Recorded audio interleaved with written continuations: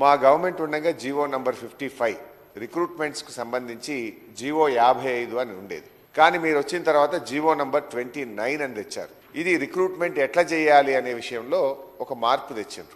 దీనివల్ల ఎవరికి నష్టమవుతుందంటే SC, ST, బీసీలకు అన్యాయం జరుగుతాం.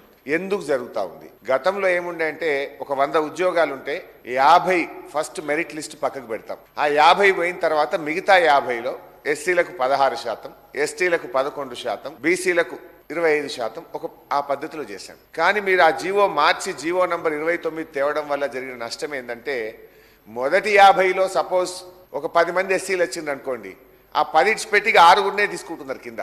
పాపం ఆయనకు మెరిట్లో వచ్చింది, ఆయన ఓపెన్ కాంపిటీషన్లో వదిలాల్సినటువంటి ఎస్సీని మీరు అక్కడ ఆ 10 మందిని లెక్కకు తీసుకోవడం వల్ల ఆ 6 ఎస్సీలను మాత్రమే తీసుకొని ఇక మీ 16 కోటా అయిపోయింది అంటుండ్రు. అంటే దీనివల్ల ఎవరికి నష్టం? మరో 10 మంది దళిత విద్యార్థులకు ఉద్యోగులు రాకుండా పోతా ఉంది. బీసీలకు నష్టమవుతుంది, గిరిజనులకు నష్టమవుతుంది.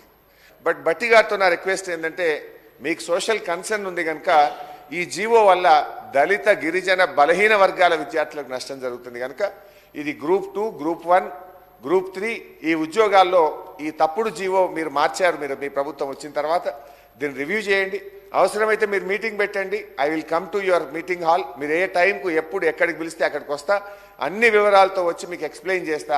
Let us help the SC, ST, BC students in getting the employment.